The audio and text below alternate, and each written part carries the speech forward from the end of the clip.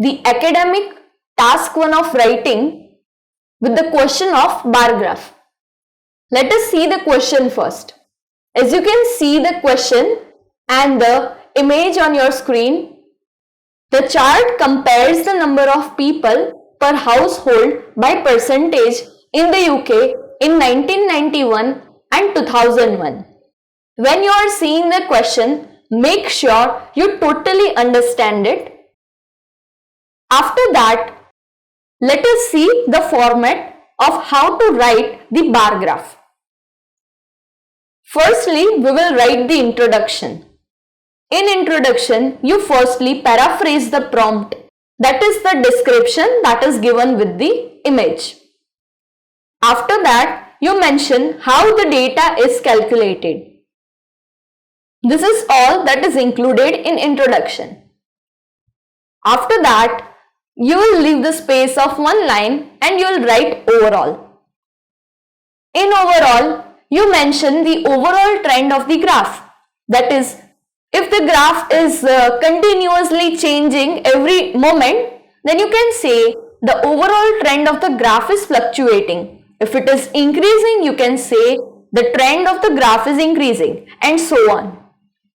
After mentioning the overall trend of the graph, you mention the maximum and the minimum data. Now let us see the body paragraphs. It is advised that you should make 2 body paragraphs for report writing. In this body paragraphs, you will describe the main trends that are visible in the graph. Also, you should make comparisons with the data wherever possible. One thing to note in the bar graph question is that you do not require to mention each and every trend that is visible in the graph. Just select the main points or the visible significant trends in the graph and pen them down in your report. Now, as we have seen the format, let us start writing the task. Starting with the introduction, let us first paraphrase the prompt. The paraphrasing can be seen by you on the screen. It goes like, the bar chart provides the detail for the number of people living in households across a 20-year period beginning in 1981 in the UK. You can see that I have paraphrased the prompt and I have tried to use the synonyms of the words which are known to you. Now, after paraphrasing, I'll write how the data is calculated. The data is accounted in percentage. So this is the end of introduction. Now I will write the overall. But before starting, please note that it is fine if you write the overall after writing body paragraph or write the overall after writing the introduction. But it is suggested that you should follow the format which I have shown to you before, because the overall is the backbone of your entire report. If it is written first, it provides your good impression on the examiner, and the examiner gets to know that you have got the clear overview of the task. Let us read the overall. We have started with the overall linker, that is overall. Then we are continuing. It is readily apparent that households with more people declined and the reverse was true for smaller homes. The middle groups were the only exception to this, with increases for 4 people homes and declines for 3-person home. You can see that I have used the vocabulary such as declined, reverse, exceptions, increases, again declines. You have to use this kind of vocabulary to show the trends in the overall. Now let us move towards the body paragraphs. In the body paragraph, we will give more specific details about the task. Let us start. We have started with the linker firstly. Firstly, the overall leaders in both time period belonged to 1 and 2 people households. Both increased by 3%, finishing the time surveyed at 26% for the former and 34% for the latter. This contrasted with 5% households, in parenthesis, falling by a quarter of 6%, and 6 or more people in a home, which plummeted from 6% to 2%. Furthermore, the middle groups shown divergent trends, with 4 people homes rose by 3 to 15% and 3 people homes declined by the same margin to 17%. As you can see that I have explained all the relevant details which we can see from the image. We have used the vocabulary such as increased by some percent, then surveyed at some percent, then falling by a quarter to some percent, plummeted from some percent to some percent, then rose by blank to blank percent, and finally declined by the same margin to blank percent. You can see that we have taken the exact percentages and shown the trends using the vocabulary related to increase and decrease in the trend. You will get better to it while you see the useful language for writing this type of task. So this is the end of the report. Now let us see the useful language to write this type of task. You can see several verbs, adverbs and adjectives on your screen. Now how to use them? The verbs such as rise, increase, grow, go up to, climb, boom, pick, fall, decline, decrease, drop, dip and so on can be seen by you.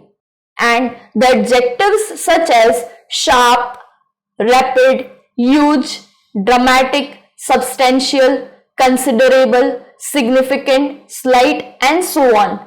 Such adjectives can be seen. And finally, the adverbs such as dramatically, rapidly, hugely, massively, sharply, steeply and so on can be seen. Now, when you are writing the task that is in past form, that is in past tense, you will have to use the verbs that are in past form. Let us take an example of using adjective and verb together. Taking the first word sharp and first verb rise. You can write sharp rise was noted. Now let us see how you can use verb and adverb to write a sentence in your report.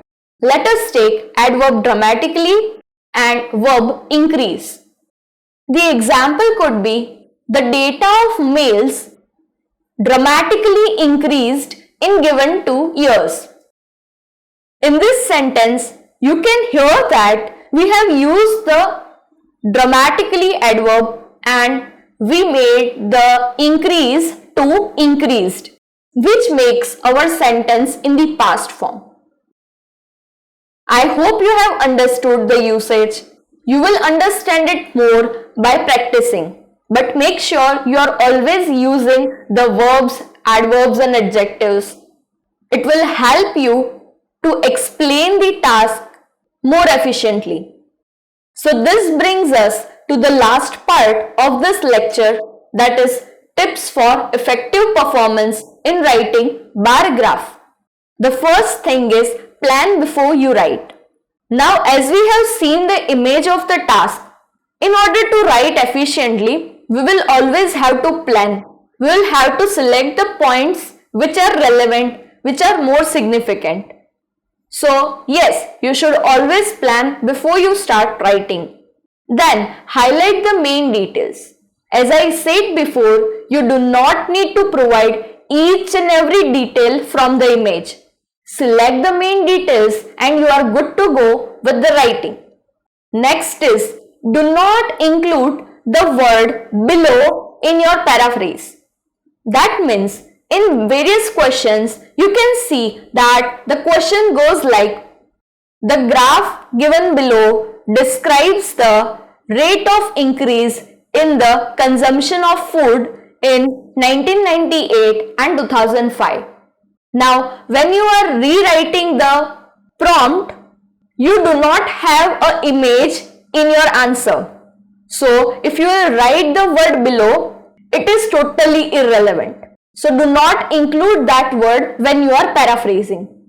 Next is use linkers accurately. It is very important, as I am the only one who is suggesting you that use linkers every time while you are starting the body paragraph, while you are adding the information. But if you will do it incorrectly, that will lower your band score. So make sure that you understand the meaning of the linkers before you start using them. Next thing is, do not give your opinion. You need to understand the thing that while you are writing a report, you are just mentioning the things which you are seeing on the paper. You just have to write what you see. You do not have to tell what you think about the given question. Next is, do not forget to check your task once it is finished. I keep on repeating the same thing because I have seen various students making the mistakes which are very silly, and these mistakes can be easily avoided if they themselves assesses the task after finishing. So make sure that you finish your task 2 minutes before the given time and give those 2 minutes to assessment of the task by your own self. And the last thing is refer sample task. Referring sample task will help you to understand the way of comparing the information, the way of mentioning the data, and way the linkers are used. So make sure you refer a lot of sample tasks before giving the actual examination. This is the end of this lecture. I hope you have understood. If you have any queries regarding this lecture, please write to us freely in the comment section. We will make sure to clear all your doubts as soon as we can. Thank you for attending this lecture. I'll see you in the next class.